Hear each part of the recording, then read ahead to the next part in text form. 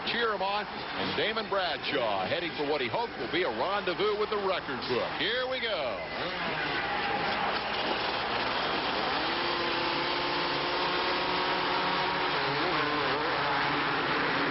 Charge to turn one. Who's got the whole shot? Give it to the Frenchman. The series champ, Jean-Michel Bayle, number one, is out front for the first time this year. Kurt McMillan fell down in the first turn. Everybody else is through clean. Side by side for second. Number 9, Matasevich. Number 6, Ward. Larry Ward is fourth. Damon Bradshaw, fifth. This is the chance that Bayle has been waiting for. He needs to put ground between himself and Bradshaw, who is caught in traffic as quickly as he can. He could take the win here. Oh, Bradshaw's not caught for long. He's past Larry Ward. Now he's around Jeff Ward. Here he goes after Matasevich. Unbelievable. This was the battle early. Remember the conflict in the heat race. And he blows right by. Bradshaw passes 3 guys in the time it takes to tell it. And he's right on the rear wheel of Jean-Michel Bayle as they head into the second lap. We're looking at the opening lap action when he did all of that. Bayle is out front. He needed to make up some ground and put Bradshaw behind him. Bradshaw was just too aggressive. Dave, that was unbelievable riding. Yeah, this is the style that Bradshaw has shown all year long. Charge on the first lap. And somewhere way back in this truck is number 2, Jeff Stanton, who just got a terrible, terrible start. His teammate, Bayle, has to carry the Honda hopes alone. Well, now, you have said, Larry, time and again, that if this guy could get out front, perhaps he had the stuff to beat Damon Bradshaw. You are on the spot now, because here comes Bradshaw. Well, I don't think there is any question that he has the stuff. Will he display it? There's a question mark. Bayle was the dominant figure in 1991. Anyone that knows anything about Supercross knows that. He's battling the dominant figure of 1992. Who's going to come out on top? I wouldn't bet the farm either way. The Kawasaki's are all lined up in 3rd, 4th, 5th, 6th spots, and here comes Jeff Stanton. By my count, 8. Long way to go to the front. Back to the lead battle. Look how wide Bradshaw comes charging through that corner. I don't think there's a man on the racetrack that he'd rather pass than Jean-Michel Bayle, primarily because of that number 1 plate. Here's Jeff Ward, and the other man on the move is Larocco. He has come past a couple of people, and there you see the bobble by Ward that will let Larocco get even closer. Mike, number 7, still looking for the form that carried him to victory in the series opener. Talk about form, this guy's got it. JMB. Jean-Michel Bayle, 2 times a world champ. He came to the United States and conquered everything that he saw here. Now, Bayle just looked quickly over his shoulder at Bradshaw, and I want to tell you right off the top that is an unusual move by Jean-Michel Bayle. He generally rides his own race, lets other people worry about him, but I think he knows Bradshaw is back there, and probably he's reacting just exactly the way Damon would like him to react. This guy looks calm and cool. Brian Lunas is the man who builds the motorcycles, and some would say maintains the sight of Damon Bradshaw and gives him the signal right there. He doesn't look like he's the least bit worried about where they're running at this moment. Long way to go yet as Bayle leads Bradshaw early in Atlanta. Leads Damon Bradshaw, number 4, winner of 4 straight races, who says, I'm going to ride every lap of this season as if I were behind in the points. And he has certainly done that here tonight as he charged from 5th place to 2nd in less than a lap and now puts the pressure on Jean-Michel Bayle. He's following Bayle, studying his lines, but more importantly, I think, if I'm Damon Bradshaw, is I keep showing him that front wheel, revving my engine and worrying him just a little bit. He knows I'm back here, so I'll just wait and see what happens. Cliff White obviously jazzed to see Bayle out front. The Honda team won the first 5 races last year. This is the first time this year they have so much as led a lap. Bradshaw comes up, gives Bayle a look once again. And Bayle sees him and moves over to take the line away, and there he's doing it again. He's watching over his shoulder every lap. He definitely is, almost every corner. And, you know, it's almost as if he doesn't want to lead. He's trying to get out of Bradshaw's way, maybe. He may be afraid of Bradshaw. He has said off the record all season long that he thinks Bradshaw will crash, hurt himself, and lose the championship. Into that corner. Jean-Michel Bayle stood upright on the motorcycle. He was on the brake and just kind of coasted through. Bradshaw made no kind of move there. Look at, again, he did that, and this time Bradshaw took advantage of the situation. Dave, I think that Bayle let him by. Bayle looked like he might have hit that hay bale and slowed him up a little bit. Bradshaw has taken the lead, and this time it took 5 laps to do it. And now Brian Lunas is tapping his temple. The universal signal that means think, kid. Don't do something stupid now. With Bradshaw in the lead and Bale now in pursuit. I want to go back, Larry, and take another look at that pass and see how Bradshaw got around him. Well, let's take a look as soon as we get back to David, the two lines, inside and outside. Bale's on the inside, and Bradshaw gets the drive, and he's able to double while Bale could only single. Now, had Bale gone to the outside, Dave, Bradshaw simply would have blocked pass. Results would have been the same. He would have been in the number one spot.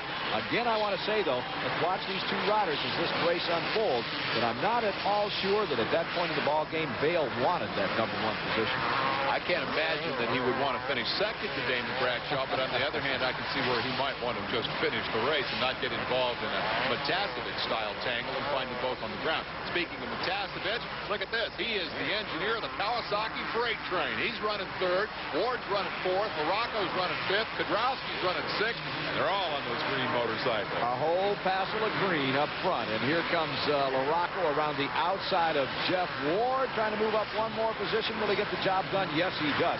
Now, here's the thing about the Kawasaki freight train. We know that Matasevich and Ward, Matasevich rather, was almost hit by Morocco. We know that he runs out of gas around 9 or 10 laps in because of that leg injury that he is still recovering from.